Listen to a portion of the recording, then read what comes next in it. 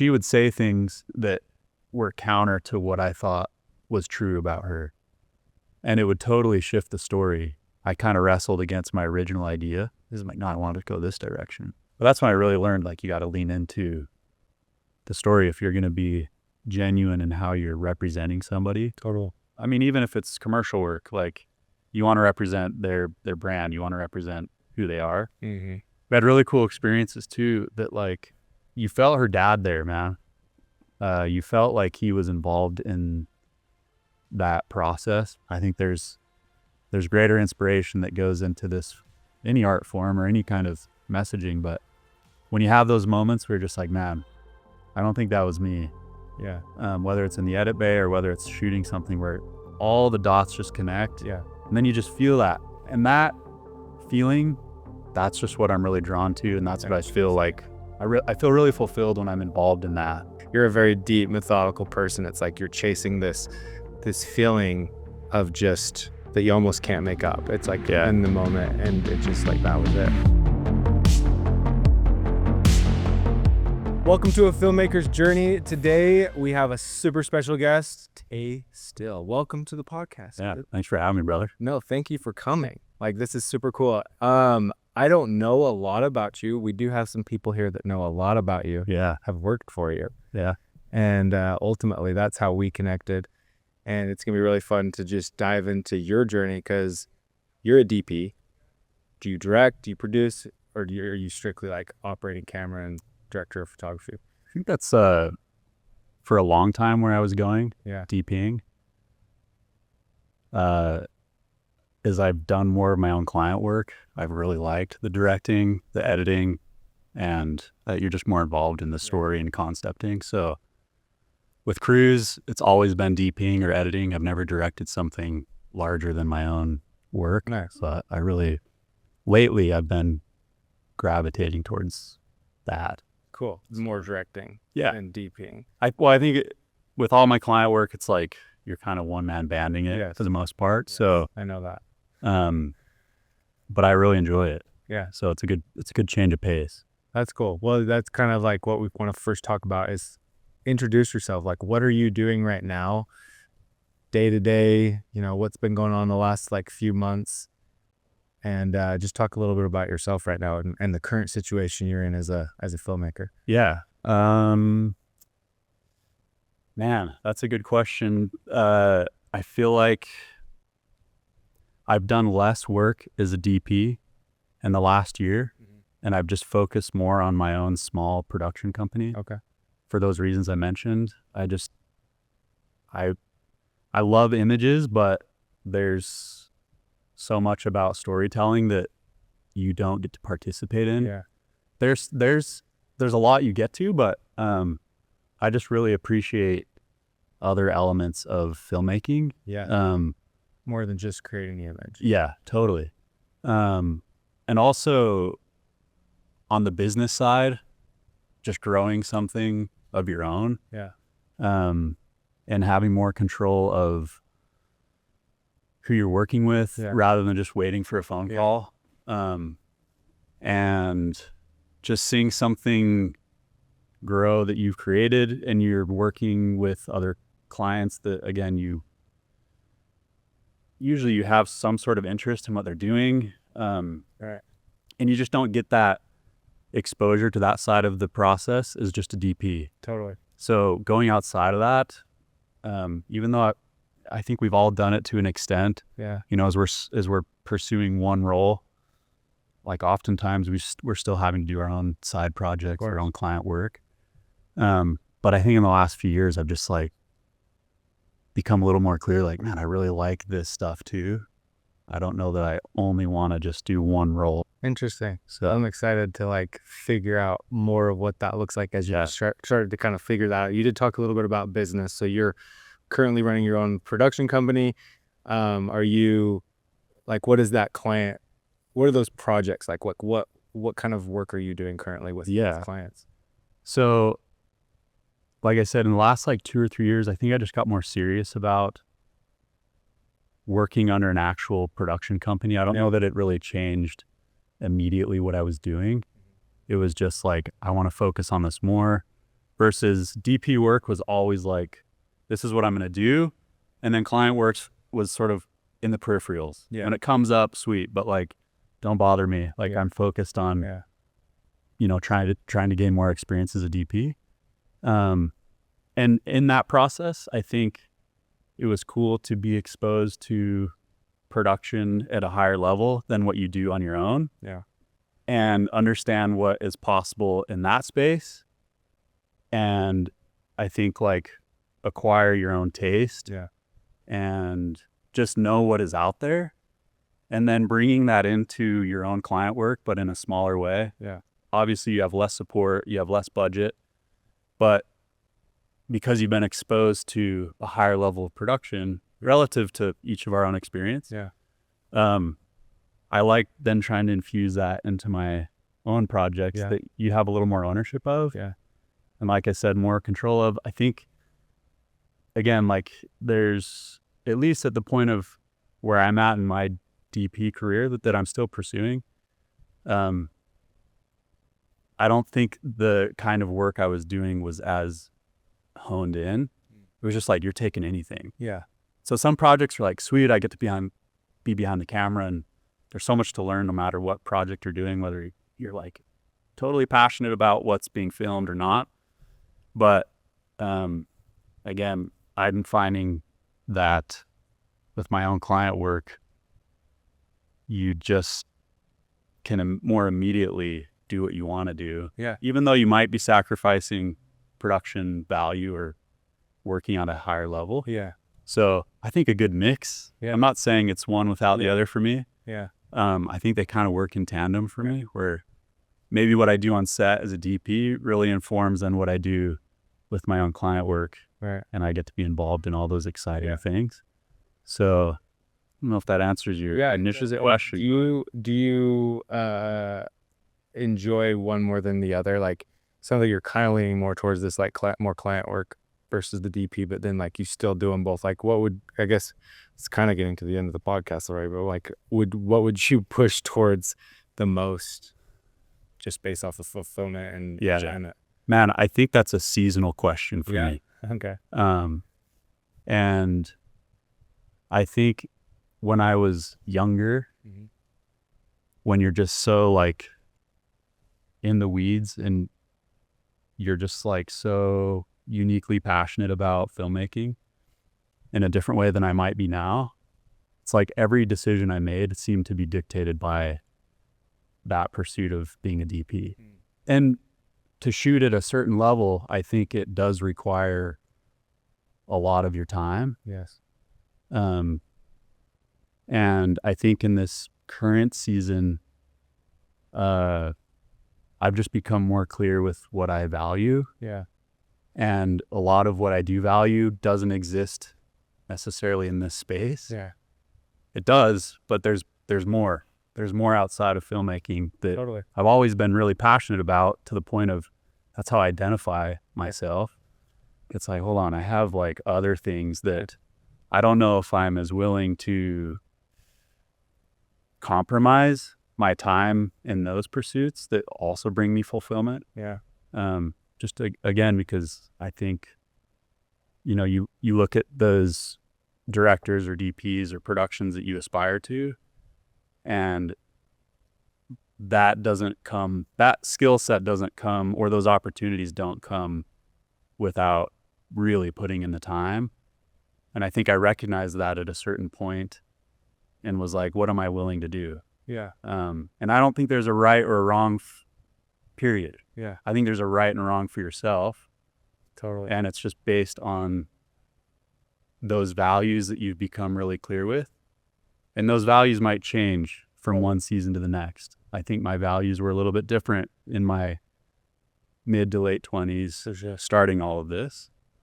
And now, you know, a new season has brought some other values and some other things that I want to pursue that, like, all right, let's find like maybe a better balance for me that allows me to pursue all of these things. Yeah. You know?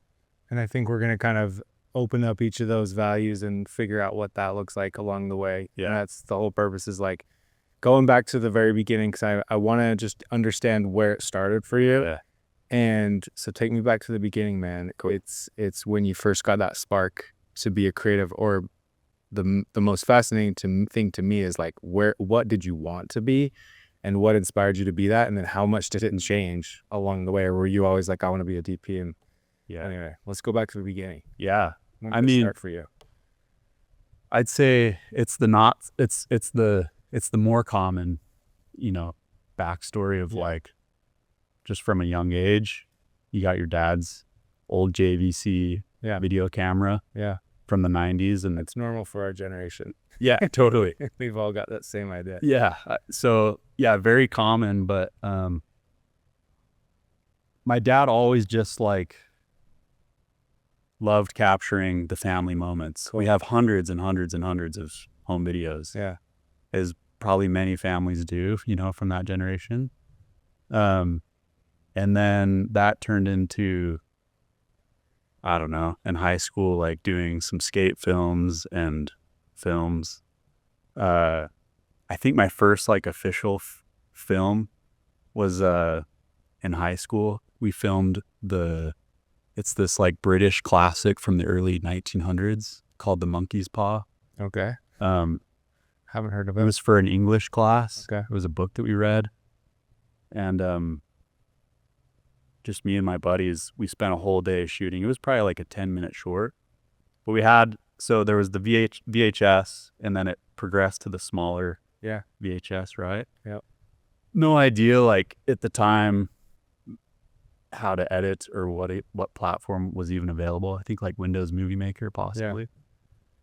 But we shot it completely in chronological order. So you edited it in camera. Edited in camera, dude. If it was a bad take, you just like rewind it. Yeah, so everybody knows.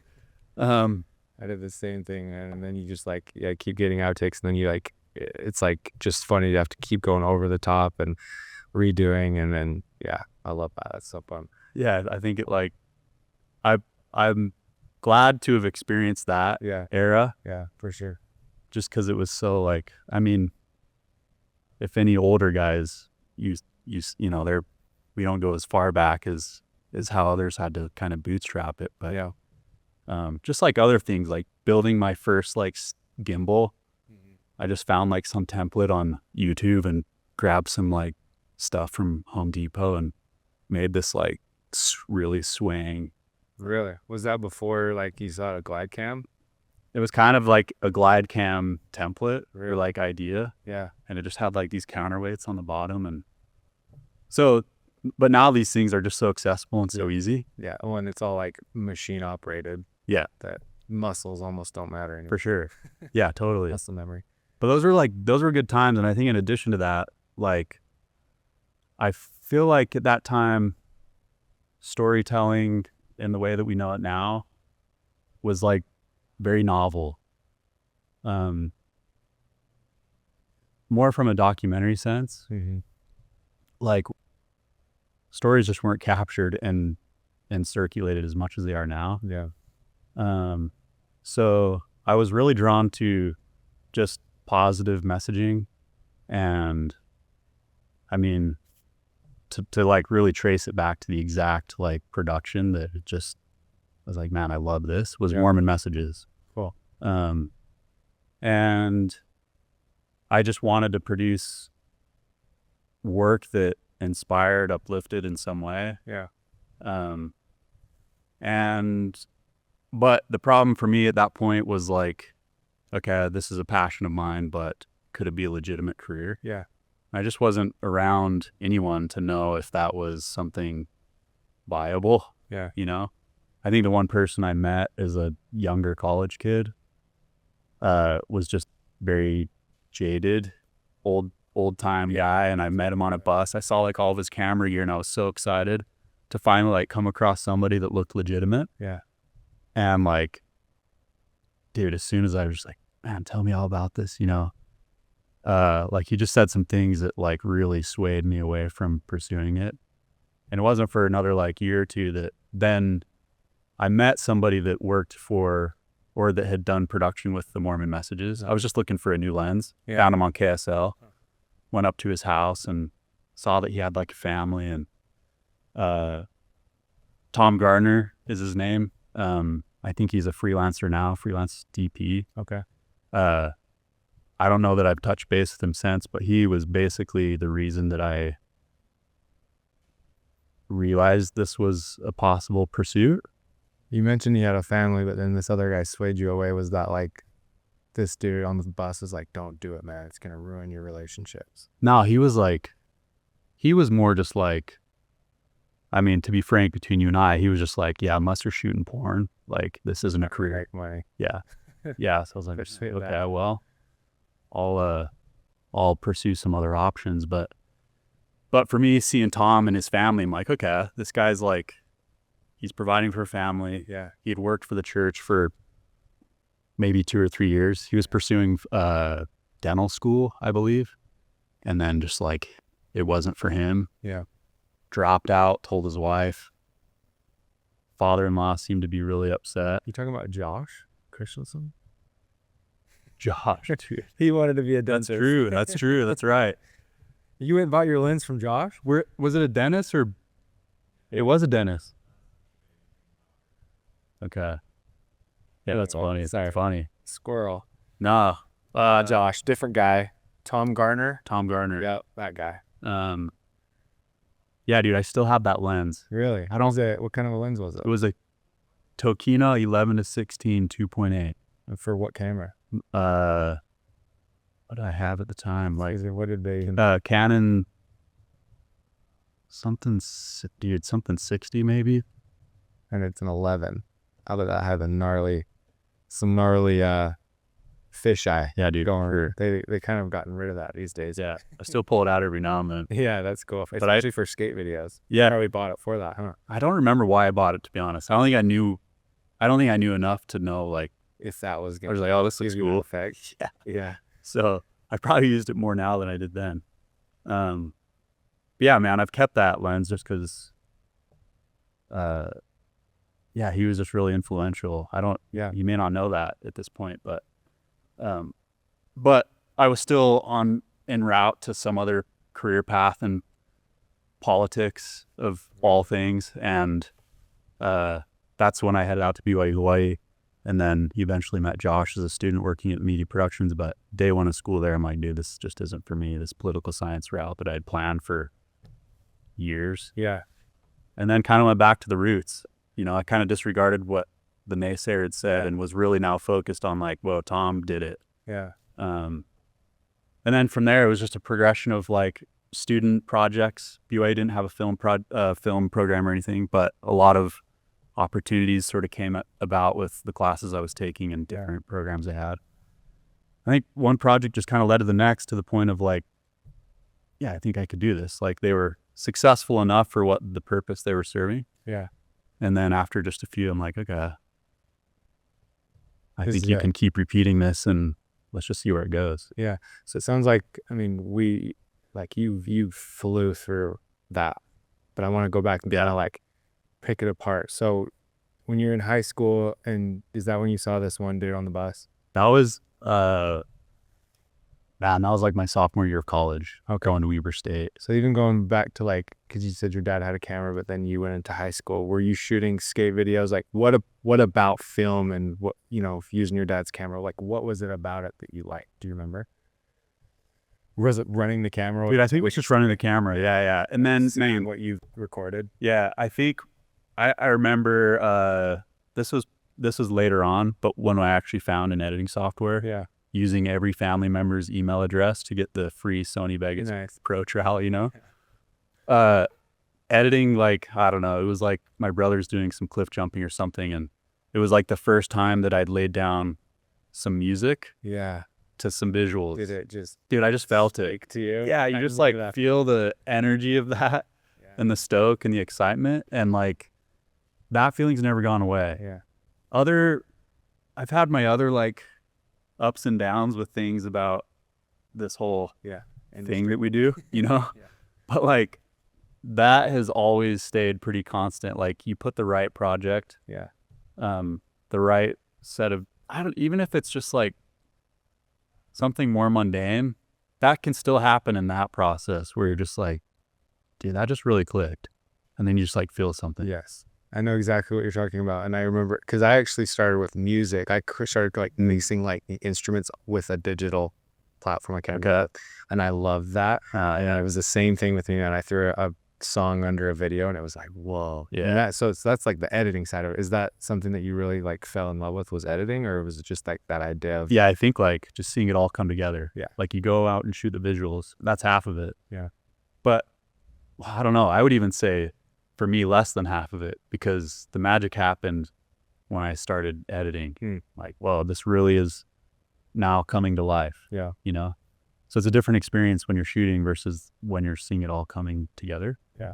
And yeah, just like, I think I've always had a different interest in music, but like played music growing up, loved like, and I didn't realize this until later. I loved my band class. I played the saxophone. Nice. And we would have been in the same group. I played the clarinet. Really? Dude. In junior high? Way cooler. It was 7th grade. Did you ever think to go to the sax? Oh, was that ever an option? It just wasn't even a thing. Like I just, for some reason, can't even tell you the reason I went with the clarinet. Okay. I don't even know what I was doing. It was band. And 7th grade, but that's where they first drop you though, on the clarinet. Is it? Because that's probably what I progressed to. Yeah, because I love the saxophone, and if a song has a saxophone in it, I'm like, that's sick. Yeah, but it's cool that you played that. My mom she played the clarinet in high school. No way. And I just found her clarinet like up in the storage room one day as a 6th grader, and just like started playing it. So you played that first? Just on my own, but that was the only reason I got to the sax, is because in my junior high, they required you play the clarinet first.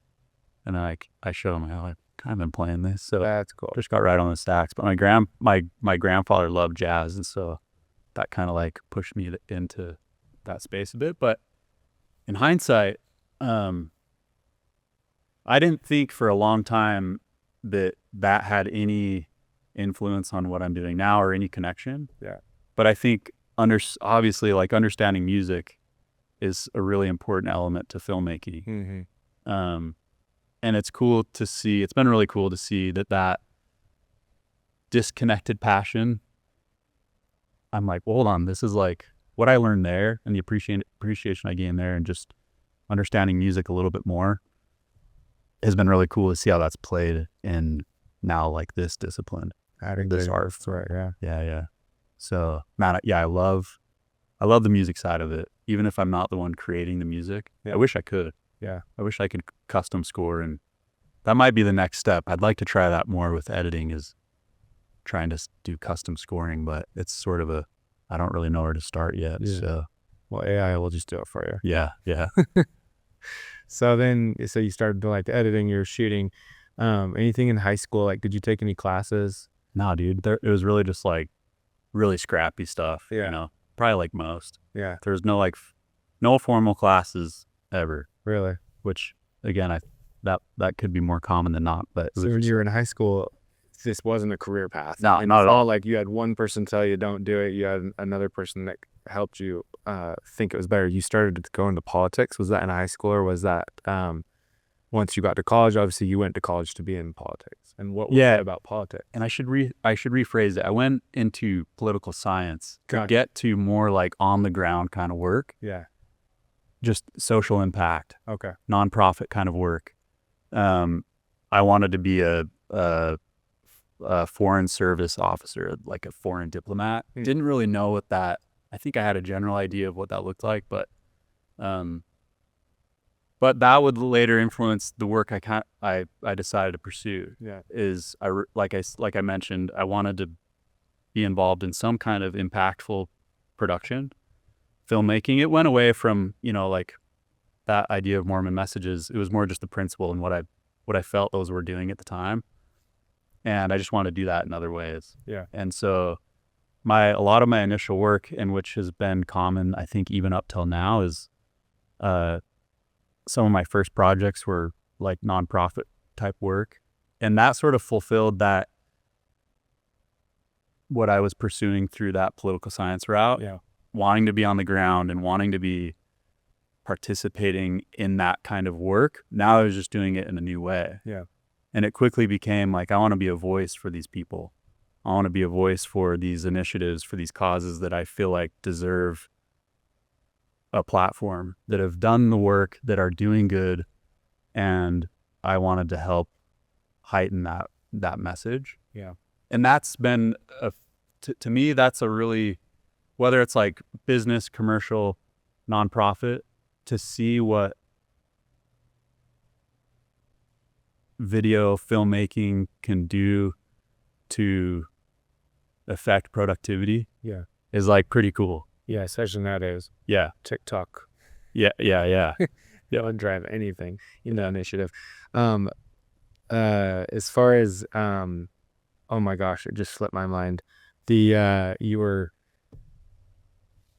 oh my gosh, I'm so sorry. I had a thought and I went to TikTok and it went completely on TikTok. So yeah, it totally distracted me. So then you're you're wanting to use it as your voice, or a voice for other people. Yeah. How did you get into that? Was it at BYU? Yeah. Oh, this is what it was. What I found, and I think we all do this, is we all kind of think we want to do something, and then and Devin talked about this perfectly, was he wanted to be an astronaut and you wanted to be in this other career, and we found a way to do it through film. Film is an avenue to basically you can do really anything you want through film. It just is like a ticket into it. And so that's pretty cool that you actually had that same experience. Dude, I think about that often, is like, you get to experience things, you get to meet people, you get to learn things that I feel like I have no business otherwise being involved in. And like, every project is so different. And just for that time that you're with that group, or you're with that company, or you're with that artist, or whatever story it is, like, you just get to step in their shoes. Like, I've always wanted to play in a band. I don't know that I ever will. I don't have the skill for it. But like, I've done some work with a band, and I got to travel and tour with them, and like, dude, I felt like I was just a band member, you know, something again that I'd never be able to do. So you have that opportunity, I think, every time you step on set. And so it's very unique. So cool. So now that takes us to college. And you started to like realize this isn't what you wanted to do. And then there wasn't a program at BYU Hawaii, because you like were the first one that really did that, and Josh worked for you, right? Is that how that worked? So Josh and I worked as students at the media production. And then there were some business competitions through the Entrepreneurship Center. Initially, they started off as more video competitions of the most effective videos for marketing. And I had done a few of those, and they did really well. And that caught the attention of the Entrepreneurship Center. And from that, they wanted me to create a class that taught essentially what I did there. And so I taught adjunct for maybe 5 or 6 semesters, just this video marketing class, and had a really fun time with that. That then led to, in the meantime, Josh was like interning / mobbing over the media production, just like basically being the full-time manager, the underpaid intern, running the whole show. And then while I was teaching and pursuing freelance work on the side, surf work, destination wedding type stuff, then that opportunity to work with Josh at the media productions, to manage it with him, came up. And as students, it was all about broadcast. They had the sports program. We did tons and tons and tons of broadcasts, which it's cool. But it wasn't my like core interest. But once that phased out, then the new initiative was, as I was told and as I was approached for the job, was, we want you to tell the story of the university and focus more on content. And their main audience, more or less, was like their donors. And so they just needed to inform them what their donation dollars are doing. And really having experienced my time at BYU and meeting so many people from Asia Pacific areas and elsewhere, like, and seeing what that experience was, that was something I could really get behind. And having the freedom then to create these stories and just have a different focus. I was like, okay, I can get behind that. Never thought I would. Yeah. So were they? You like to tell these stories, and it sounds like you wanted to be a voice for people. So they were kind of asking you to do something. Did you realize that's what you wanted to do? They're basically saying, "Hey, do this," and then you did it, and you realized you liked it, or was it like, "This is perfect. I'm gonna do this"? Yeah. In fact, I had a film about a surf photographer whose dad had passed away at the Wave Pipeline that I met when I first came to Hawaii, and we became good friends. And I told her story and did a film and this sort of film festival tour with it at the time. The director of communications showed up to one of the screenings in Honolulu. Didn't even know she was there. I don't know if it was in that moment or later on, but she had watched the film. It was less about surf and more about her story, and it got really deep. And she was like, basically what you did here, I need you to do for the university. Got it. So I was like, oh, sweet. So it's not like broadcast focus, like telling stories. Yeah. And then Is that online, that video? Man, I think parts of it are. Man, I learned so much from that. Like, had no idea what like music licensing was. Yeah. It wasn't as accessible as it is now for like good stuff. Yes, it was so hard, and it was such a wild west too. Like, totally. Can you use it? Can you not? Yeah. There's no one that's gonna know really, because the internet was barely when it was around, but YouTube wasn't really. Yeah. In hindsight, I would have just put it out there. Yeah. But like, who did I have, dude? It was like,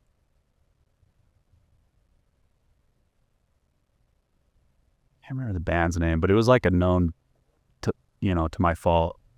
I'm like, I ended up having to pay for the licensing because I was so stubborn at the time. Like, no, dude, I can't change the song. Like, it's perfect. Yeah. And then I found out about all of the licensing that you needed for it just to play for a year privately for a film festival tour. Really? Which, again, at the time, like, you kind of get carried away by like, oh, this film festival circuit could be great, but it's like, let it live online. It will reach way more people. Yeah. So that one, unfortunately, because I don't have the licensing to the music, lives on a hard drive. Yeah, it's somewhere deep in Vimeo, dude. Nice. So, but anyway, yeah, that was like my first like real passion project, where it was like self-funded, and I learned a lot through that process. But again, that deeper storytelling, something that I just from an earlier stage in this whole journey was like, I just really gravitate to this. Yeah. And something that just, teaches, it inspires, it maybe offers new perspective, impactful in some way. So that is something I just really gravitate towards. What is it about, like when you're telling this story and about this girl that lost her dad, like, do you remember when you were in those interviews or like directing this film? Like, you probably found a little bit of your voice at the same time, but like, what was it about that process that you kind of fell in love with? And that's like telling someone's story as like a documentary, I assume. Like, what fired you up? Was it was it showing them the film? Was it during the process? Like the emotion? Yeah, oh, nice, dude. We found. Yeah, that was cool. Was that the showing? That was the showing at Turtle Bay. 426 weeks ago. Yeah, that's pretty wild, man. Yeah, it was probably like Dude, you look how young you are. They look pretty young. Yeah. That was You don't look young. You look the same. Yeah. Hair's just way shorter. I feel like when I have shorter hair, I look like a tiny boy. Yeah. But yeah, dude, that was probably like just a month ago from 425 weeks ago. Yeah. It was like February, I think, when we screened this. But dude, okay, that's kind of a loaded question, because I'd say there's so many parts of that process that were both rewarding and taxing. Interesting. But I think it's because like filmmaking's not glamorous, man. No. And I think from an outside perspective, you think it would be. Yeah. And there's so many, I think we're really fortunate to do what we do, but I think there's a lot of grind and effort that goes unnoticed to tell a story worth somewhat watching. Right. You know what I mean? But I think this was initiated first by, like, there has to be a connection to the story, obviously. And as I got, like, I knew Amber just as a friend before, and then slowly got to know her story. And on the North Shore, her dad he was a well-known surf photographer, so most people knew about it. Yeah. He passed away at Pipeline, and this isn't the same story Devin did. It was. Was it? Yeah, it was. I didn't So you know what? It wasn't. You know what's cool about that is, as a young student, my first year, we showed up to the Mozos, not knowing. Well, I'd heard that. I knew about Devin prior, being from Utah. Yeah. Like, everybody knew his stuff. Of course. And then I show up, and very unlike Devin's common work, he's done this full, pretty much feature-length doc on John Mozo. Yeah. And there was this club that was, they were in charge of doing the marketing for it. And so I show up to the Moses house, and I'm like, dude, I would love to just get involved and help this out. Never met Devin before at that point. And then that's how I got to know maybe they let us watch it. It hadn't been premiered or anything. It didn't premiere for... He had that thing forever. He premiered it to our team, like, okay. Literally, there's like 5 of us on a couch, and he showed it to us, and he's like, we'll put on this. Was this when you were with Devin? Yeah, I worked there. Okay. So this is way later than when he shot. Okay, so you know, like, all about how that rolled out and just the timeline and all. Yeah, and he just all of a sudden found some time and just went hard and finished the edit. Like, how many years later? I've probably 10. Yeah, it was a while later. A long time, yeah. Which they premiered it in Hawaii later. Yeah. And I went to that. But Devin, the first time I met Devin, he was at that event. That photo was just up. Yeah. He's always been, to anyone, it's not just me, but he's just a cheerleader, man. Yeah. And I just think he's really generous with his time, with his attention. And he was there, and you watch that film, and just how complimentary he was about it and excited he was, like, really at that time gave me some confidence. Yeah. And I think at that time, he may have mentioned it right then, and it was a quick interaction. He's like, would love to work with you eventually, you know? Yeah. Oh, dude, that's sweet. Yeah. You know? So that was pretty neat. Like, all these things, like, everybody here, like, there's so much connection, you know, to that. I don't know. It's a very small world as you get more into it. But, so yeah, man, I think I really connected to that story. I initially went out to Hawaii to try to do more surf films. Like, that's what I really wanted to do. This wasn't like in your face surf montage action. In fact, it was very little surfing. It was more about, like, John's story and, like, Amber's connection to this, really, like, this dissonance she felt with her dad passing in a space that she loved and that he loved, but now not having a father. And that how that sort of influenced her life going forward. We went out to Tahiti to do some filming because her dad would go out there all the time to shoot surf, and so it was a really cool experience. But Matt, I'm trying to remember. It was a loaded question. It was a loaded question. What was why did you do that? I think something inspired you, like, and then I'm assuming it was on your own dime. Yeah. Did you have people help? Yeah, we had an initial sponsor, Sunbum, and I think they paid, because Amber had a sponsorship with them. Cool. They paid for a flight out to Tahiti. Nice. And then I think they just weren't interested in the longer 15-minute piece. So it's like, what do you do with that? And we're just, like, learning the ropes at the time, like, what would somebody be interested in and whatnot. So it ended up that I was so deep into it, but also so interested. It was like, yeah, dude, let's keep funding this. But short of, like, the music licensing and all of the film festival submissions, all the fees that were included with that was the extent of it. But I just want to understand you. Yeah. Like, your take on that whole process. Yeah. Did you love to film it, or did you, like, love to sit and interview her? Yeah, man, we had some really, like, this was unique because this was months in the making, but even before shooting, like, our friendship had grown. Mm-hmm. And so she was really comfortable opening up and sharing what then shaped the real story. Yeah. Like I had this idea of what the story was going to be. Yeah. And that was the first time I realized you may think when it comes to documentary work, you may think you know what the story is. Yeah. And at the time too, I didn't know like pre-production.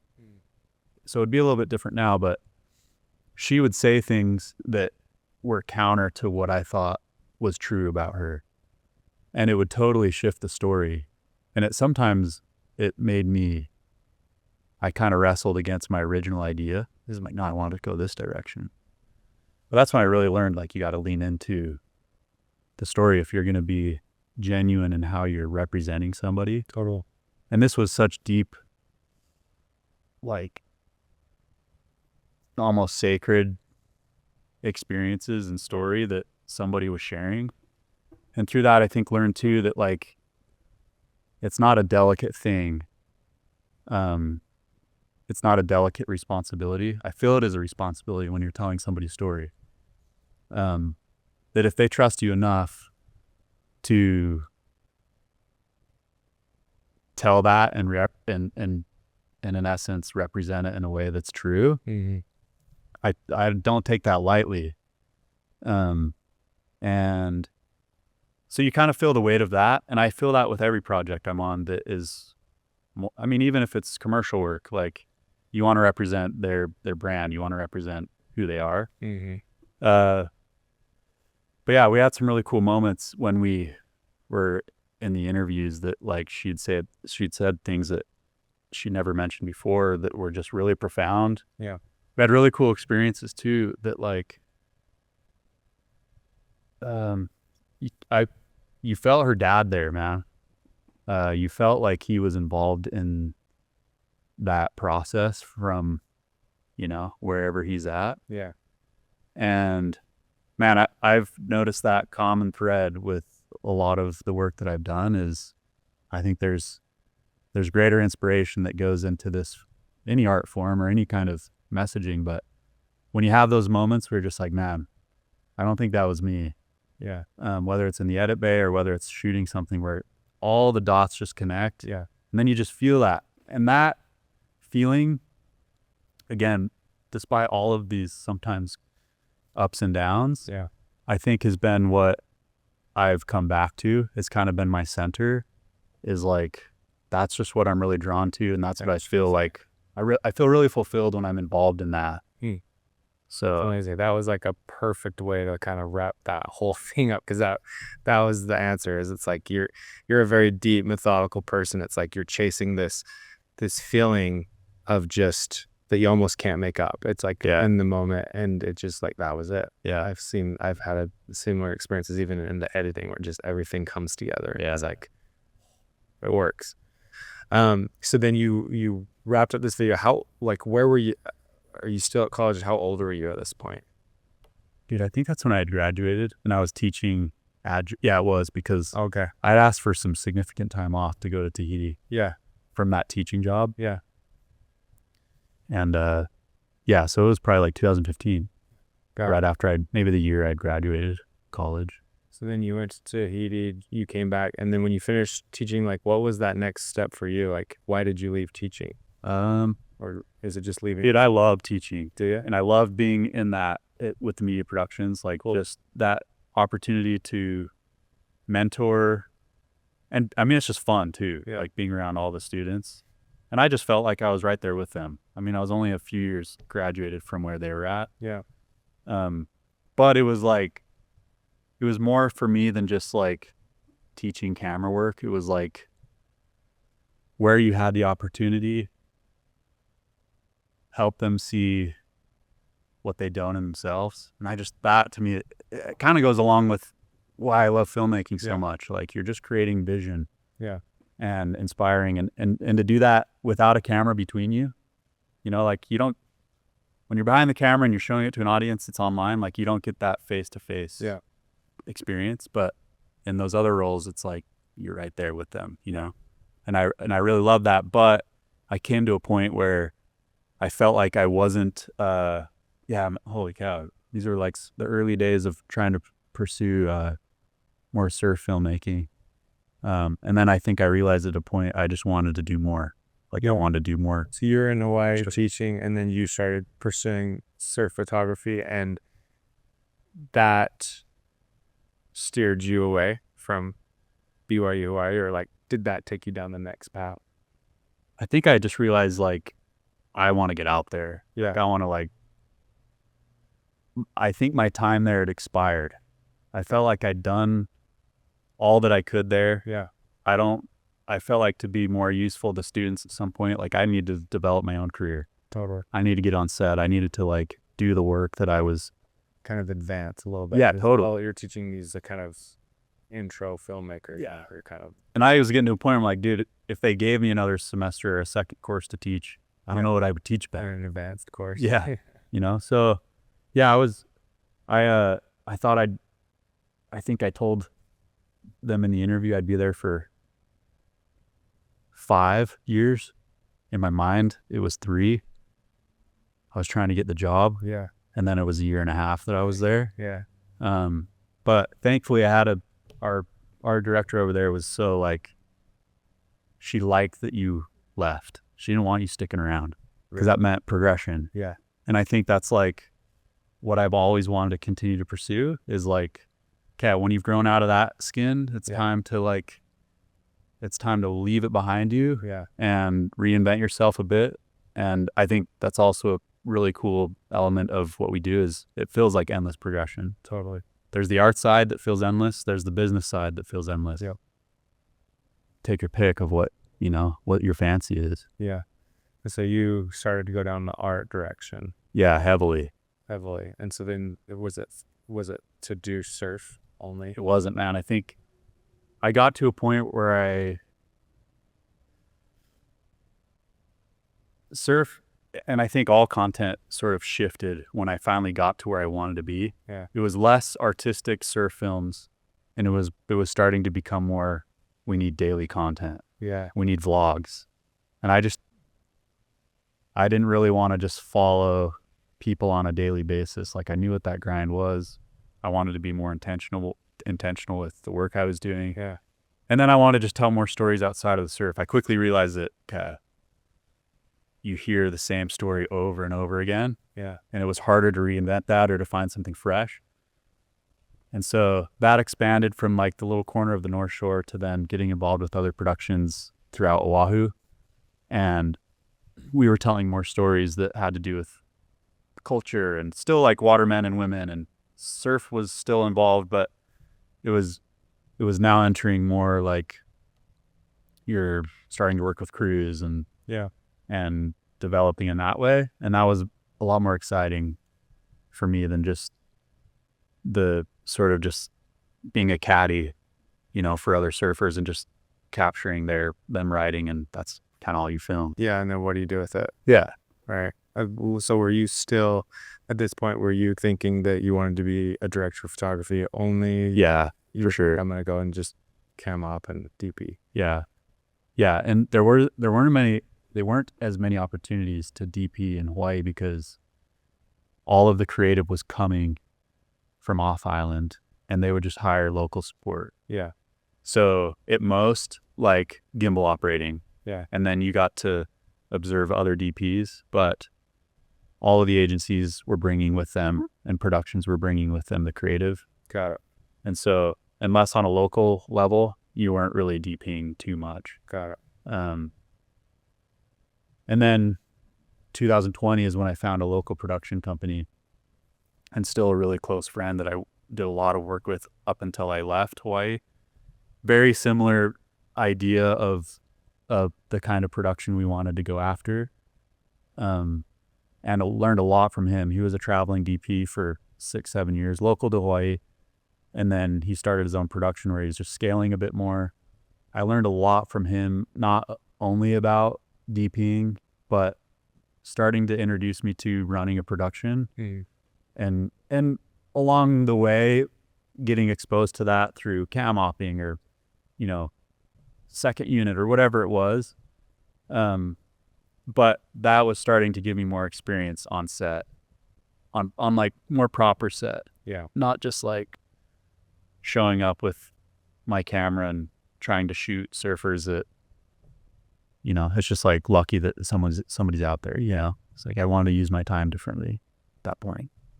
So you started to actually work on set, and how did you what were you said you were you were a Steadicam operator? Yeah, I had quite a good amount of gimbal op jobs, which that was actually my first job in Hawaii with Devin, is did some backbreaking gimbal opping with him. I've been there.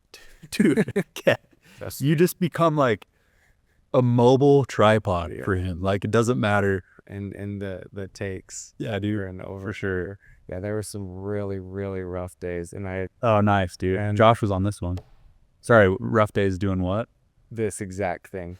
And this exact gimbal. Yeah, dude. Except I didn't have the arms. Bro, you're on the freaking Ronin. Freaking freehand. Well, even this thing right here, I was the Ronin, what is this one called? Like the Ronin S. So yeah, we had so many shot ideas that I tried to get. Anyway, yeah, I hear you loud and clear. And then he's just like, it's just, you know, for him, and it is, but he's like, you know, it's just so much more efficient to keep the camera on the gimbal, even when you're doing like a locked off shot. Yeah, just 10 takes later, you're just like, you're moving, right, dude. But man, that was good. Like, we had some really good fun, and Devin, dude, like one of the most like passionate, hardest working filmmakers that I think you and I, for sure, you know, both know. And yeah, it goes without saying, but yeah,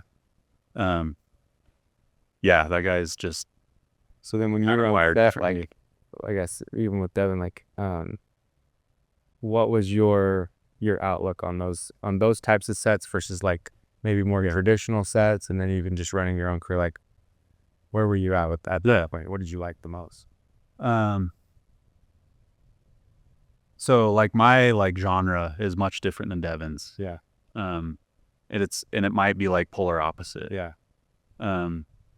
But I think I was also looking just for more experience and exposure regardless of what we were shooting. Of course. Yeah. And like this isn't something I'd ever shoot on my own. But it was like I don't know, our first like zombie video we did. I don't remember what it was, but that was like the first time from the monkey's paw back in high school that I'd shot like something narrative. Cool. And again, it wasn't like my genre of film, but that's when I first learned, like, man, I really love filming somebody's performance. And like, you take a bit of a back seat, and like, you just your job is just to not distract from what they're delivering. Yeah. And being able to capture that was like, wow, this is pretty cool. And I really I don't know that I think most of my narrative stuff has been with Devin. Yeah. Where there's like actual dialogue and, you know, somewhat of a storyboard that's somewhere up here with Devin. Majority of what you were doing, like still documentary? Tons of doc work. There's a lot of branded doc stuff out in Hawaii. Oh, that was pretty much all it was. Oh, yeah, you shot this with them too. This was like, Devin asked me to come to Florida, and NASA, they were marketing for First Man. You probably know all about it. Well, we found out on his podcast that like he wanted to be an astronaut as a kid, and so this is a super cool project for him. Yeah, and that was neat to like he did all these. Did he shoot? That's like these are all these inserts from. And then you shot on the base, like where he was. Yeah, dude. Honestly, so like, right, they just wanted him to go through like the astronaut training. Yep. And so, anytime, you know, obviously he's doing it, I was just on cam. Yep. Wielding his freaking dude.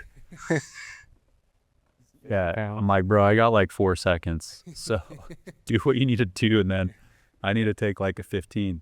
Yeah. But this is the first time I shot on a red. Yeah. It was like the first time I'd shot a cinema camera. Really? So I was pretty stoked about that. And yeah, dude. So it was like, it was these random like opportunities that would come about with Devin. Yeah, we had it was a really cool, good time, and yeah, just kind of unique. So nice. But that's case in point to what we talked about earlier. It's like Devin that did like the 0G stuff and the planets. Like, when would he have ever done that? You know, the cameras. Did you shoot in the plane? No, dude. So right there, they went and did that later. Oh, they have guys in there that it was like so like expensive and kind of exclusive, maybe that they could only bring on one person. So it was crazy. Yeah, that was cool. But yeah, again, you were probably re-team Supertramp at that time. I left in 2017, 2018. I cannot remember. It was 2018 when I left. So I don't remember if this was, because he was living in Hawaii so much of the last little bit. It is like, I don't know when I was there and when I wasn't, because it was like Devin wasn't there as much. Sure. Last year. But so you did a lot of stuff with him, and then I guess was that close to when you actually decided to leave Hawaii? No, that was still like the beginning phases. Because you just barely left Hawaii. Like, yeah, I only got here like 2 years ago. 2 years in May. So yeah, those opportunities with Devin would come like once a year or so. I think he came to Island maybe 2 or 3 times and we did stuff. Yeah. And then you'd get these random jobs that would just come up. Again, small film community. Once you get to know people, once I started leaving this corner of Oahu and opened up to like Honolulu and that side, it was like, okay, you started to get more into the flow of productions that were coming from off island. And I had some cool experiences there, and I think just got me exposed to a broader sense of production. And then it narrowed in more, like I mentioned, I met this, he was the owner of this other local production company, and from there we just did a ton of work. And that's where a lot of my branded doc work started happening on the DP side, where I was only DPing that stuff. We did a couple series, and man, that led all the way till me leaving Hawaii. My last like shoot, it was we had 2 different clients, two different projects. It was the longest shoot that I've done. It was like 30 days straight. Wow. We circled the islands twice. We did this doc series, and kind of a cool way to leave the island after 10 years. You worked for this production company, or were you freelancer? Just freelancer, yeah. So he'd bring me on just to shoot. Nice. And yeah, I think at that point I was just like, there's so much. I mean, anybody on the mainland here is like, man, I would love to shoot in Hawaii. Yeah. I feel like I'd shot so much there that I was like, man, I'm ready to shoot like an interior and like focus on lighting, and you just don't get that opportunity much out there. So I was really hungry to change it up. Yeah. And I just wasn't feeling among several reasons of why I left, that was one of them from a career standpoint. It's like, you brought up lighting. I was gonna actually ask about that. As you were on the island, where did you learn how to light or paint with light is what I like to call it. Yeah. Did you feel confident in lighting at all, or not really? Natural light, camera? So much natural light. Yeah. Just because everything was like exterior there. Yeah, that's because why wouldn't you? You know? Exactly. Because I learned I didn't learn how to light a person or a set until way later in my career. It was actually after Devin that I really actually understood it. Yeah. Because he uses so much natural light as well. Yeah. But so it was the same for you. Totally. And then when you got here, because I've seen your stuff online and it's so beautiful, and like, when did you really start to understand how light works? And I would disclaim that by like understanding. Yeah, like I'm still trying to figuring it out for sure. But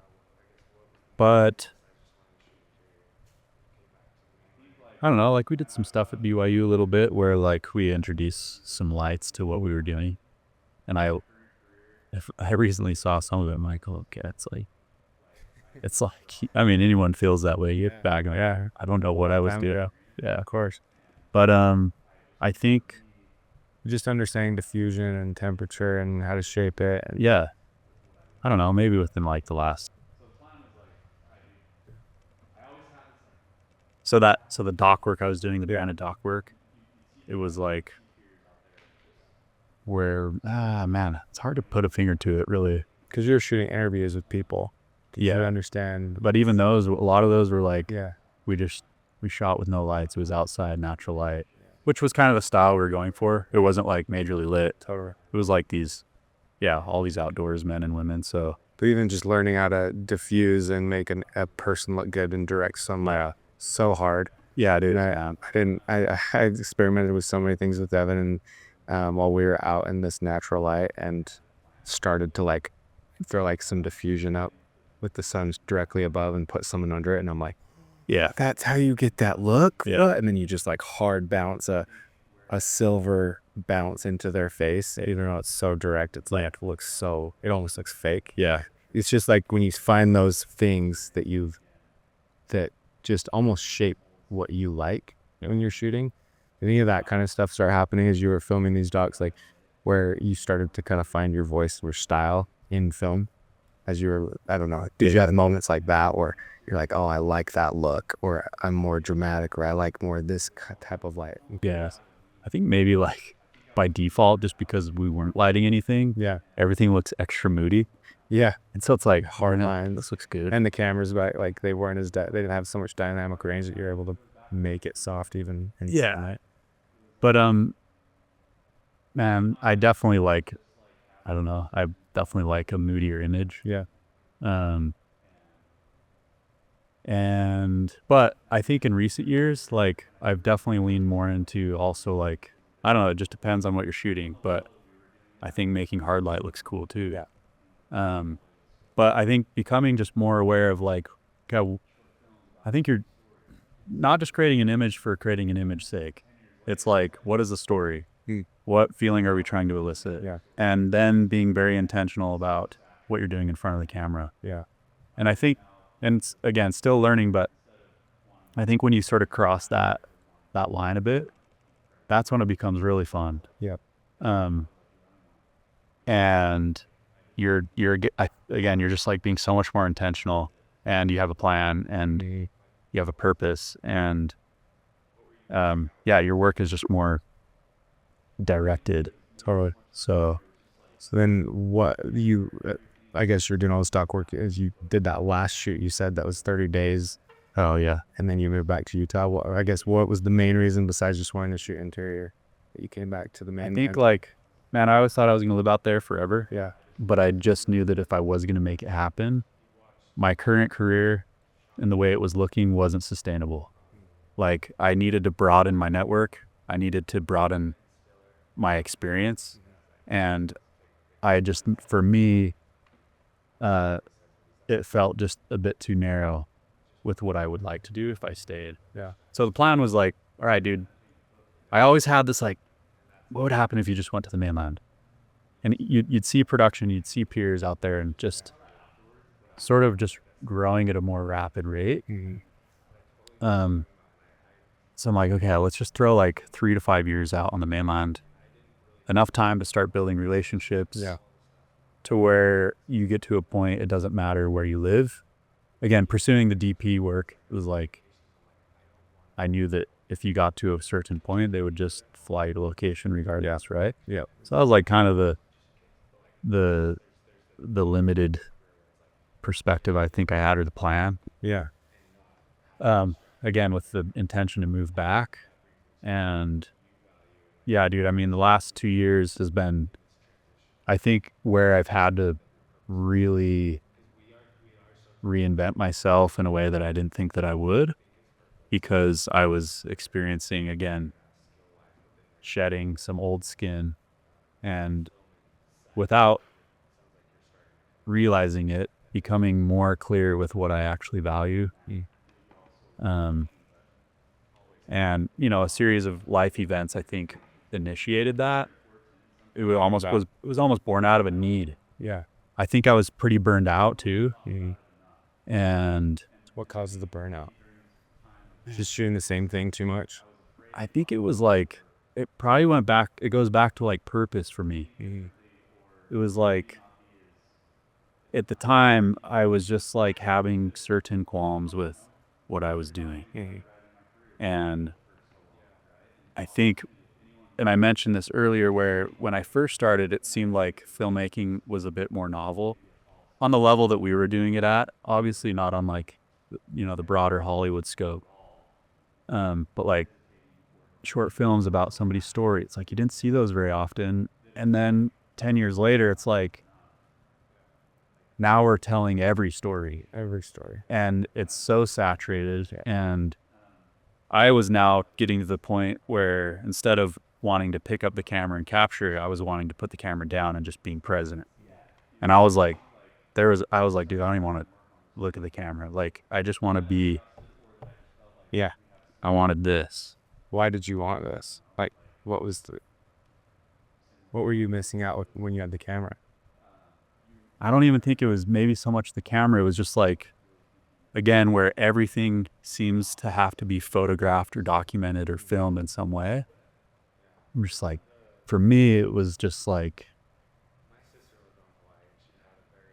I was like, I don't know. There was real dissonance with that idea. You watched Sean Penn's moment on, is it Walter Mitty? Ben Stiller there on the mountain. Yeah. He's like, goes to take the picture. Dude who does that, and he's like, I don't remember what he says, but he's like, I just want to be present and not have that distraction of the camera. He doesn't end up taking the photo, right? He doesn't take that photo. And that's exactly what I think you're talking about. Did you see that movie and you're like, that's what I need? Or are you just... I saw that afterwards, but I was like, speak to you. Like, dude, get that. This guy knows it's up. I totally know what you're talking about. And I filmed everything I was doing. And I didn't really know the avenue I wanted to go. So I was trying all the stuff. And I worked with Devins and I was filming all my kids. And it's like, and it got to a point where it's like, I go on vacations. I'm like, I don't want to freaking go anywhere with a camera. Just leave it at home. I still take it with me and I actually never take it out. I'm like, just in case. But like, you get to a point in your career where it's like, you need to live and not have the distraction of the camera. But then that brings me to like what you value and like your purpose, and what were you finding in this transition? Like, what were you finding that your purpose was? Because we are so driven by our creative minds and what we think is purpose, and that's, our careers and what we're good at skill wise. But then there's the whole other fulfillment side of it that sounds like you're starting to come into at this point in your life. Like, what was that? Man, maybe also a loaded question, but always loaded at the top out. Yeah, and these are good questions, man, and I think they're important. And sometimes I don't know if we talk about it enough. And I think for me, during this time of dissonance, I was afraid to talk about it, or to think differently, or to maybe not be as, at the time, in it. To, I worried about maybe jeopardizing my career that you've built for so long, right? And opportunity. If anyone, it seemed like, and I think this is maybe a false assumption, but that if anyone catches you at all hesitating or question, we're also passionate in this space, that it's like, oh, he's not in it enough, like we shouldn't work with him. You're gonna like, kind of this idea, but the reality is, and you'll probably talk about this, it's like, that's your own perception, and like everyone needs balance. Yeah, dude. And I think like as I started having more conversations with people that I like trusted, or that I just felt like we have similar, I don't know, like similar values, I suppose. You start to recognize like, oh, more people are really thinking this or feeling this. And you're not all of a sudden just so alone and isolated thinking that way. Was my sister lived on Hawaii, and she had a very, I don't want to say similar, but just like this, she loves the lifestyle at Hawaii, which is slower, and then you come to mainland and it's faster. This is another little question, but like, did you find that you liked the kind of steadier pace, the slower pace at Hawaii versus coming to the mainland? But then this is also during your transition, so you don't quite know. But did that affect you at all? So I think like there's the Hawaii pace, there's mainland pace, and then there's production pace. And sometimes whether you're on the mainland or whether you're in Hawaii, you feel the production pace. But I think in general, I think I definitely felt the grind and the the sort of rat race a lot more when I came to Utah. Yeah. Where it just was like, dude, it's just The hustle constant. culture. Yeah. It's And that's what I was constant. kind of getting to, is like the hustle culture. Was that making you lose your drive in filmmaking? And it was like, man, this isn't fulfilling because this is hustling. Versus like when you first got started, you were looking for that feeling, and it probably comes slower and it's more thoughtful and it's like more methodical as you're creating these films, and you're now living it as a job, and it's like go, go, go, go. You're kind of losing that joy. Was that part of it? I think part of that is like, we're just constantly feeding this endless machine of content, right? And we're just so quick to like, the shelf life of content is so fast. Yeah, so fast. And the way that we respond to it is generally pretty superficial. Yeah. It serves a purpose, but again, being more drawn to the deeper stuff for me, it was like, dude, I either got to figure out what purpose this is serving, even if I see it, even if I have a skewed perspective of what purpose it's serving, it being more superficial. I'll give you an example. It's like, the way I had to start framing things was like, we shot this mattress spot in South Carolina, and you know, we had a lot of creative control. And during this time, I'm just thinking like, man, just commercialism is sometimes really hard for me to get behind, or even just marketing, period. And I think, again, this was seeing it in maybe a delusioned state a bit as I've come to better terms with it. But being on set and realizing, okay, maybe it's not all about just the deliverable. It's what you're accomplishing with a crew. And usually what you're accomplishing is really difficult. It's long days, it's long nights, it's hundreds and hundreds and hundreds of problems you're solving every day. And that's fulfilling. Yeah. And you're doing that with people, and you grow closer with them through that process. So I was like, okay, not just about the deliverable. Another thing was like seeing this warehouse of 40 just very like everyday, humble, hardworking employees in this mattress factory. Like, hopefully, as we're marketing for them, this is keeping the lights on for everybody. Yeah. You know?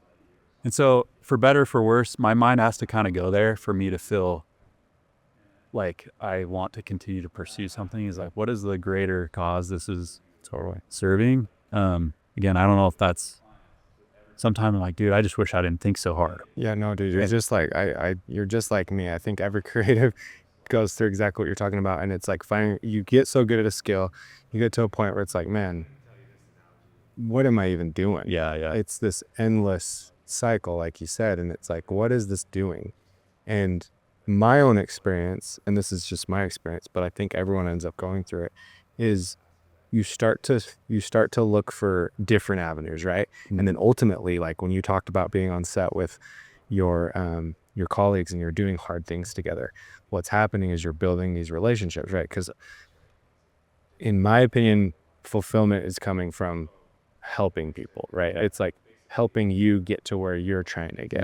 That's like the fulfillment. So as you're on set and you're working with these people and you're creating these relationships, you're ultimately helping someone get to their point, and that you have a small piece in their path, and you're going to get to where you're helping them be fulfilled.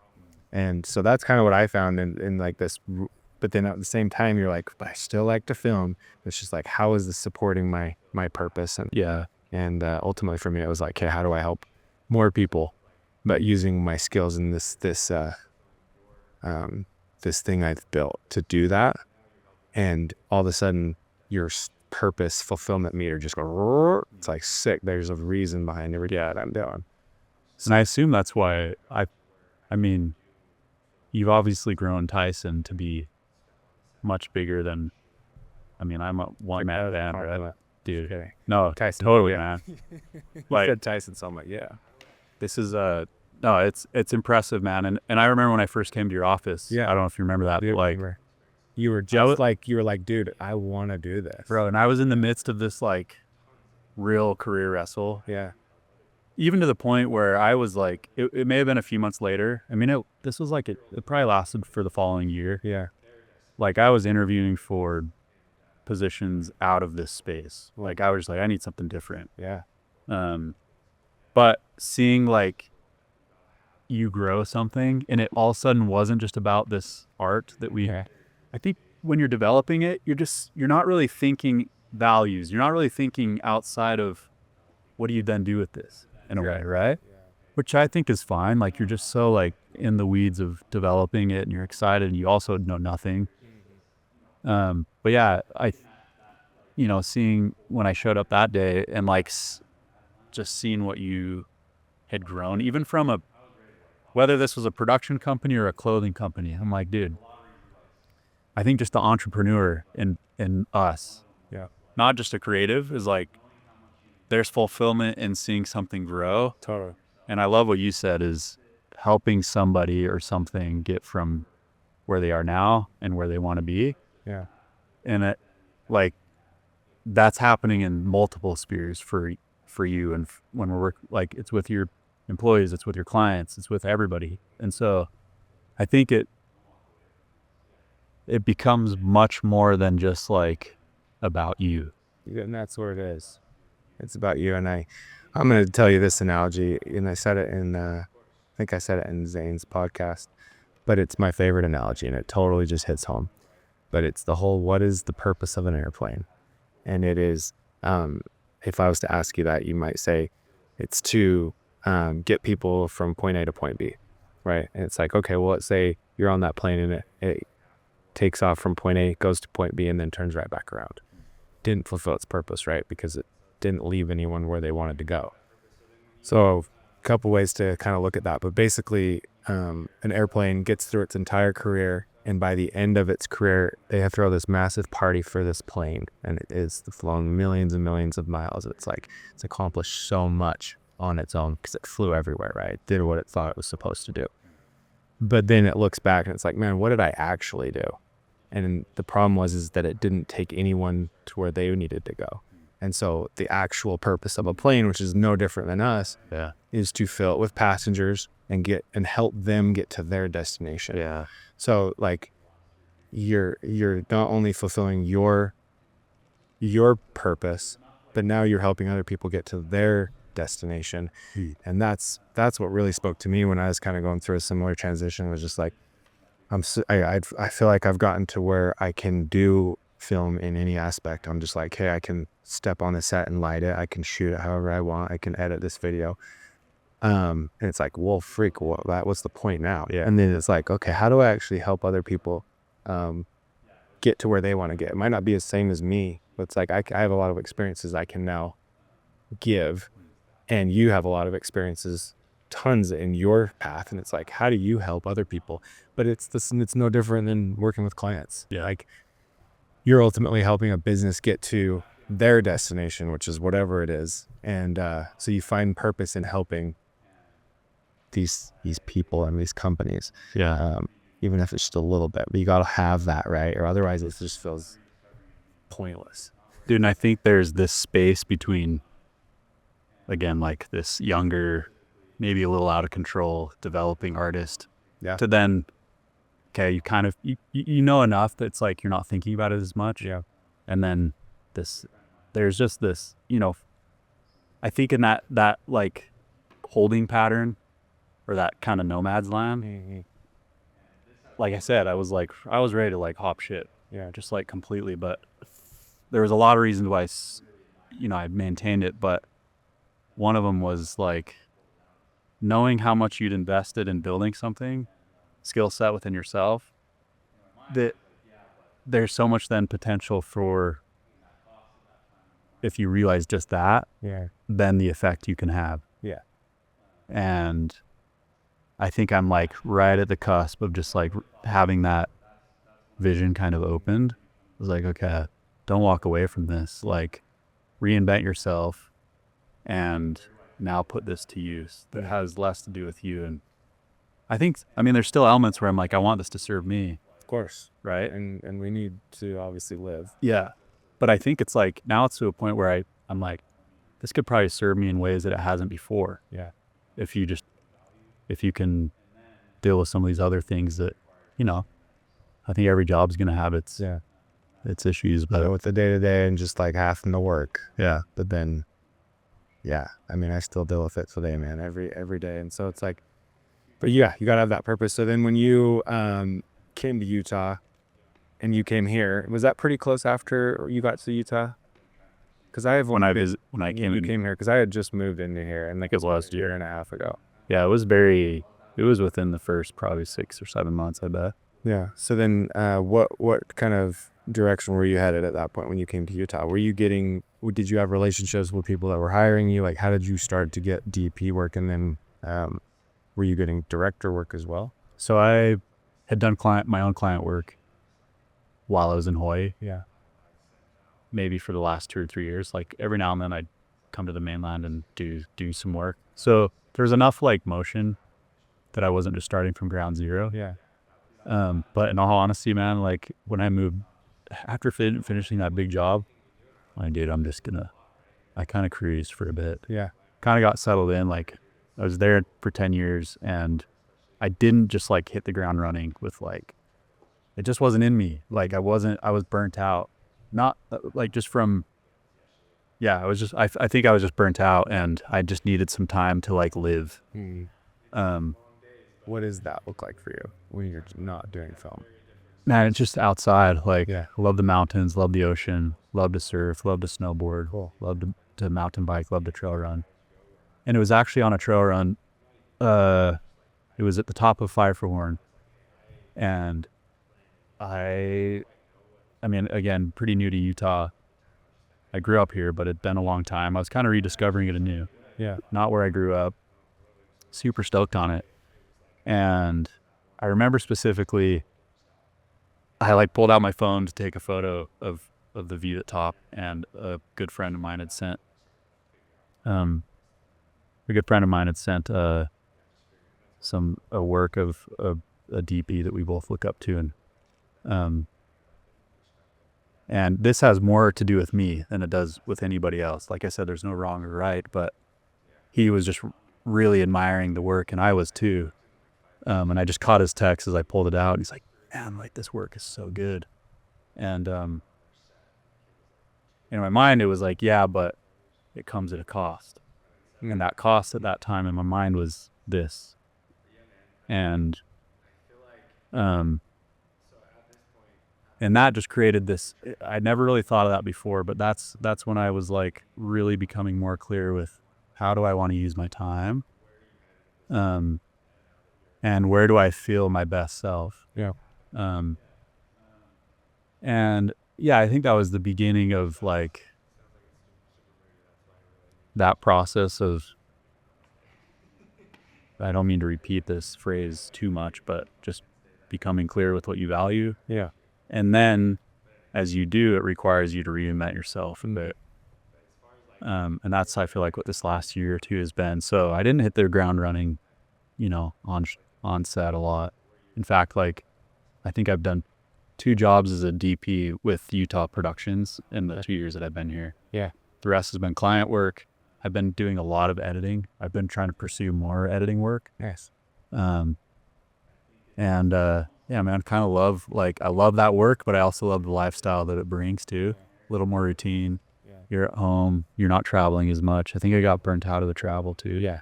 Dude, I had the same thing with, now was it the other night? Really? I had a kid, and that was kind of the turning point for me. I was in a hotel. It was like my third to last year, and I was just like, didn't want to do it. I sent out Brandon, who was with me to film. I was like, I'm just going to stay in the hotel. I was like, I am so sick of traveling. I just want to go home. Yeah. And that was... Dude, I'm glad to know that like, that's not just... No, I think it's anything we do in our lives that just is a lot, right? And like you said, it seems glamorous. Yeah, sure. Dude, it's so much work and it's so hard, especially the sets we were doing at Super Trap. It was just go from, sunrise to sundown, because you had that look you wanted to get, especially in the morning, at night. You'd rest a little bit midday, but then Yeah, and Devin doesn't mess around. It's long days, but I just remember. But we talked about it. We had very different styles. Like he is that go go go. Yeah. Like almost not a lot of planning. Just like Yes. see what happens, Yeah. and figure it out as you go. And we butted heads a lot. Not even butt heads. It was just like I didn't enjoy that. Yeah, I was like, hey, I want more planning. Yeah, and I didn't quite know what was going on with this inner turmoil at the time. I was just like, I didn't love that. I needed. So then You hadn't actually you like stepped couldn't away. identify it, put a finger to it. No, really. So when I actually stepped away, it was like I started to listen to that more, and it was like, okay, I just have a totally different style, and a little more planned out. And then just started. That was when I started to figure out my own voice, and got to this point. But yeah, just figuring, and that's what I love about these is like catching up with people, and it was cool to catch up with Devin and kind of hear that different perspective. Yeah. From a more mature aspect now than being actually his employee. So yeah. How long had it been since? I mean, you guys. I hadn't talked to him in like 5 years. Really? Yeah. We just through Instagram, but then I went on their set and the kid was like 2. So yeah, that would have been about 5 years. That's pretty cool. We'll Man. just That was probably good. said hi. Yeah. So, but yeah, man. I feel like so at this point, sounds like you're more thinking about being an entrepreneur. You're kind of leaning into that client work. You want like an agency. Like where are you headed at this point? Yeah. Now that you're here, you've got things happening. Yeah. And then your style it sounds like it's super moody. That's why I really need you to be able to DP for me on Wednesday. You talk about that. Hey, no, I have a gig coming up on Wednesday that is exactly like how you shoot. Okay, cool. But anyway, if you can't do it, it's all good. We don't have to talk about it on the podcast. But as far as like where you're at right now, what does that look like? Wow, that's like the beginning of the podcast. Where you're headed with that last question? Man, I think it's just more balanced for me right now, and it feels really good. Good. And I think it's almost like I'm almost afraid to say this on air because I'm still like figuring it out, like where I don't want to shut down. I don't want to, burn any bridges. Yeah. I'm still pursuing DP work. Like I said, from a purely like if there was one role that I was honing into, I've kind of been pushing more editing work. Cool. Again, because it just has a lot of storytelling elements to it. That's where you get to see everything coming together. And so I'm trying to push more like higher level commercial work as an editor while still maintaining what I do as a DP when it comes around. But I'd say the biggest focus is now what I do with Reason, the production company. Yeah. And just pursuing my own clients. And for the reasons of total control, I feel like you're working on projects that for the most part, like you have some interest in. And just to get to be a part of more of that process and starting to like build where it's needed, building your own little team. Yeah. I don't have my own employees, but per project where it's needed, Yeah. bringing people on. And like last year was the first time that I brought on a writer, and Cool. I'd always wanted to see how that process worked. And that exposed me to a new side of things that I'd never done before. And I realized, man, I love this kind of directing role. I love concepting. I love being involved in writing a script with a writer. I love that initial communication and pre-production. That was me too. Like, and Devin can manage to just still create something really good. But I used to hate pre-production just because I just didn't know how to do it. And I didn't want to think about it before. I'm like, how can you beneficial it was? Yeah. I was like, how can you conceive an idea before the edit bay, before shooting, I'm like, I don't want to, that was like homework to me. And now I feast on it, dude. I love it. Literally just taking the image in your brain, and you have that image even when you're shooting it. It's like putting it on paper. And like, oh, yeah, that makes sense. Yeah. And the other part you realize is not everyone sees what you see. Yeah. And so when you're able to get it out of your head, it's like it helps the whole crew. It helps the client. Yeah. Understand what you're actually envisioning. Yeah. Yeah. So I think, I don't know, dude. I think just like the pursuit of your own, again, very small production. But I think that just allows me to be more fulfilled in not just one area. And I think I'm just a little more multifaceted. Yeah. By nature, I've kind of always been like that. I have a lot of different passions, not just one that I just do forever and ever and ever. Yeah. And like, I just started to recognize that's, you know, to shoot at a high level, that's what you're going to be doing as a DP, Yeah. or just a director. And again, no right or wrong, but is it right or wrong for you? Yeah. And that just requires a lot of honesty, man. Yeah.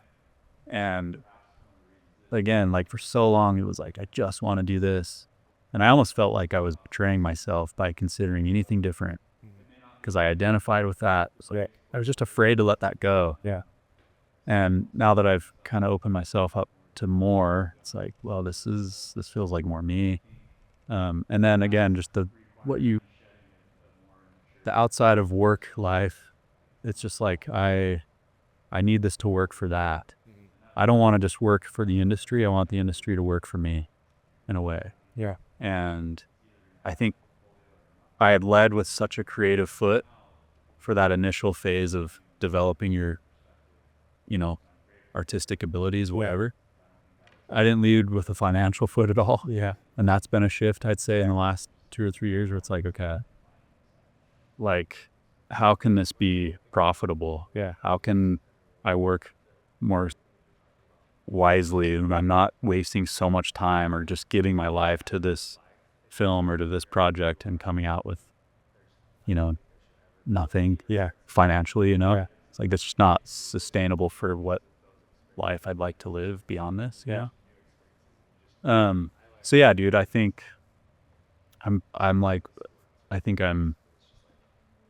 more client work. And What is your client, like, how do you get clients? What do you do? I'd say for the most part, it's still very just word of mouth and people that you've worked with before. And as you know, Yep. It's only been in the last year or two that I've started to like try to generate my own leads. Again, just more intentionally. I just realized, I'm like, man, I don't want to just wait for that phone call. Yep. I want to have more control. Have them work hopefully with the brands that you choose. Yeah. So Linksy, that was the first one that I did 2 years ago or a year ago, where it was like, it was LinkedIn, just like a cold contact. And Oh, cool. and that actually ended up being the largest client that I had at the time. Nice. And it was one where that's where I hired the writer. It was all stock footage, didn't do anything on set, and man, just loved and really enjoyed this process. And it came about by your own efforts, you know. And cool. and I think that's what I found is, like, when I look back at the work that I've done, and I say this first, I've been able to find value in, like, I'm so grateful for all the jobs I've been able to do. Yeah. You know, but the ones where I'm like, I want to do more of that, or where I'm like, this has been the most fulfilling. And this might just be where I'm not yet in my DP career. The most fulfilling work I've done has been my own client work, my own projects that are a little more run and gun, rinky dinky. And, but I think perhaps one of the reasons is again, you're just a little more connected to the whole process. And yeah, so it may not be like the biggest portfolio pieces, you know, but some of the most fulfilling stuff has just been more of the process and not just the deliverable. Yeah. And I think that's required me shedding a more immature, younger self. Yeah. Like, it's not just all about the portfolio work. And that's what I pursued with that creative foot. Yeah. It's like, everything's got to be like, it's either going to add to the portfolio or I'm not going to touch it. Yeah. And now, like, having a different perspective, and I'm grateful for it, because I don't think that wasn't sustainable for me. Yeah. There's other elements that I'm like finding excitement in and purpose in. So Very cool. I think a lot of people watching this are going to relate to that too. everything that you're talking about. And yeah, these different chapters of life as you start to figure out who you are, and I don't think there should ever be any regrets in one way or the other, because it's like you get to this point because of those experiences, and then these experiences are going to lead you to new experiences, and I mean, it's a Sunday school answer best, but it's just like you're fit. You don't, not that anything's been a failure, but like when you look back and you're like, oh, I shouldn't have done that, or I should have done this different. It's like, those were just learning experience. Those not failures, like, or regrets is the better way to say. I try myself so hard not to regret things and just look at them as like, okay, if that didn't happen, like, look at where I'm at now. That needed to get me here. And a lot of times you don't even know where that is yet. Yeah, for sure. I have a very good example of working at a corporate business for 3 years. Like, what the hell am I doing? Yeah. And it was like, what is this actually going to turn into? And finally I came to realize what that was. And it was like so different than I thought. Right. Yeah. And that's the thing, is it's like hanging in there long enough to figure out, Yes, what the heck is going to come out of this. for Right? sure. But then following your gut, and also just these values you're talking about, and like what's going to steer you the right direction. So I think so many people relate to your story, and it's just like figuring it out. Yeah. Right.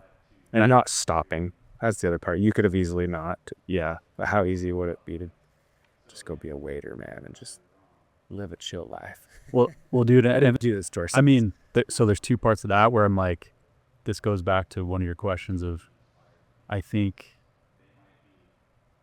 in coming to figure out these values, I think as like a Western society, we put so much weight on our career. Yeah, And for sure. it having to fill every one of our cups, this cup of passion, this cup of fulfillment, this cup of financial, this cup of whatever it is. Easy. When it's like,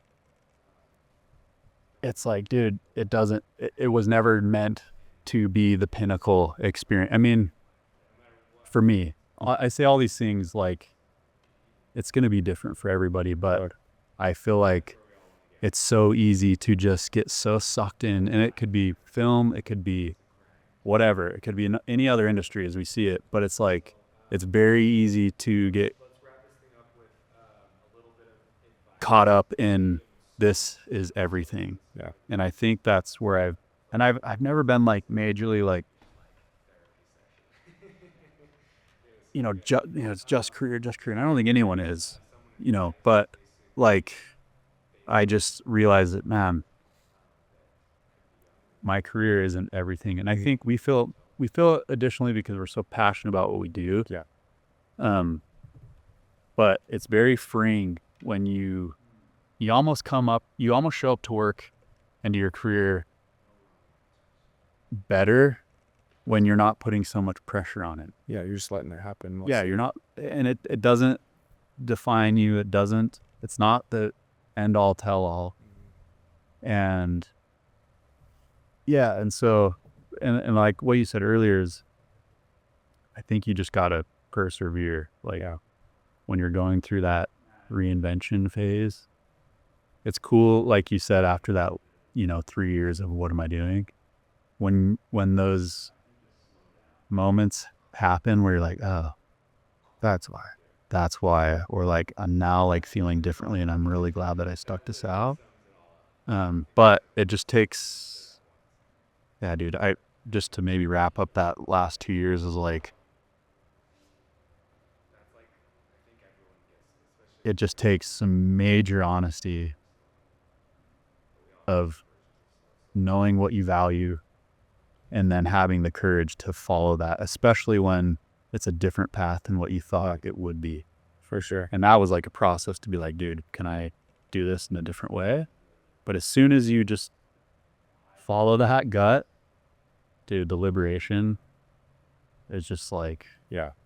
and then It's very, the potential I think that you tap into once you become more in line with what you value. yeah. Again, dude, I'm stoked that people want to dedicate their life to creating Severance and, the films that we love. Like, so again, there's not a right or wrong, but you just got to really be honest with yourself and not compare with other people that you even aspire to be, because they might be leading their career based on a different set of values that aren't yours. Totally. So I think we're all human though too, and we get to the end of our lives. I haven't been there yet, but it seems like the trend is that anyone that gets to the end of their life, they're just like, man, I just wish I would have spent less time on my career and more time spending time with people I loved. for sure. So I think as long as you keep that in perspective as you're going, don't step on people, don't use people, like help them, and you're gonna look back and be like, oh, I lived a good life. No matter what happens, whether that's even like financially, right, or career wise. I think that's where we all want to get. So, man, yeah, good old life, man. It's a grind. Yeah. I definitely know that. So, let's wrap this thing up with a little bit of advice. You've given so much, and we've gone so deep. This is probably the deepest podcast I've done. I feel like we were in this like Zen, just like therapy session. It was so good. If you were to give someone advice, basically based off of what you've gone through, that could be young or maybe in similar shoes, what would you tell them?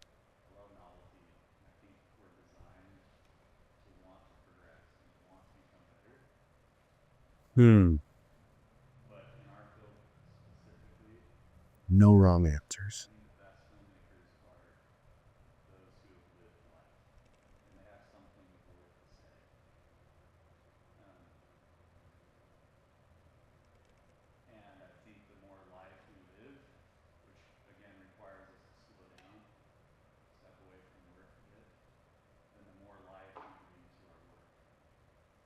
Man, I mean, it's probably going to be a bit of a repeat of what we've talked about, but I think just slow down. Dude. All right, that's the end of the podcast. That literally sums it all up. And I don't think you said it once. You didn't say that once. That's perfect. And I'm going to let you keep going. But like, bro, that's like, I think everyone gets, especially if they go like way hard, it's like, man, why didn't I slow down a little bit? But we all have different versions of slow. So what do you mean by that?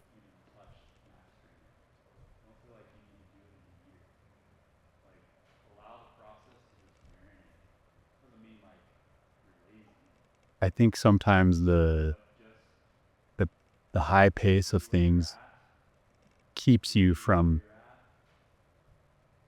really understanding your values, because you just get so carried away and it's so like it's, especially with social media, you're just constantly exposed and plagued by what everybody else is doing, especially our industry. It's unique in the way that we're just constantly connected to and it's fast pace. Yep.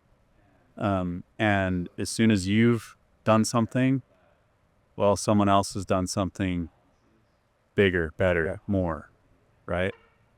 And human nature, we all feel it to one extent or another, getting sucked into that current. And I think that just prevents you again from doing you.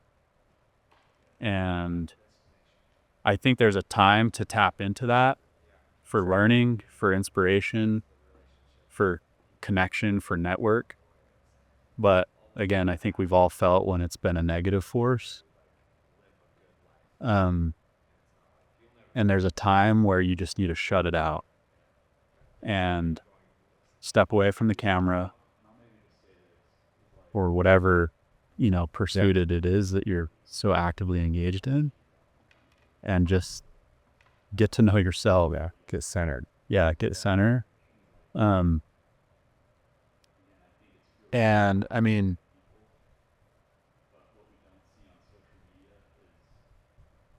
I think the beauty of it is, a beauty of what we do is like, I mean, I love progression. Yep. I love novelty. And I think we're designed to want to progress and to want to become better. But in our field specifically, I think the best filmmakers are those who have lived life, and they have something of worth to say. And I think the more life we live, which again requires us to slow down, step away from work a bit, then the more life we bring to our work. But if we're just constantly going, I think we compromise the value of what we're bringing to work, and we just burn out without even realizing it. And so right now, I feel like I feel much more comfortable with just, this is a long process, and whatever you're trying to achieve, like whether it's the art of cinematography, it's like, dude, be okay with that taking 10 years until you have even touched mastering it. Totally. Don't feel like you need to do it in a year. Like, allow the process to just marinate. Doesn't mean like you're lazy, but just be where you're at, appreciate where you're at, have some vision for where you want to go. But right now, man, I'm kind of just living day to day. It's like I don't have, like, again, for me, I don't have this huge aspiration of where I want to be with my career in 3 years, 5 years. I couldn't say that earlier in my career. I was like, no, dude, I want this, I want this, I want that, I want that. So never enough. Yeah, never will be. And that keeps you just from being content. Yeah. And so if you can figure out what that balance is, I don't know if balance can ever be like completely achieved, but Harmony. That's what I always use. Dude, I like that. Life, dude, I love work-life harmony, because it's never going to be imbalanced.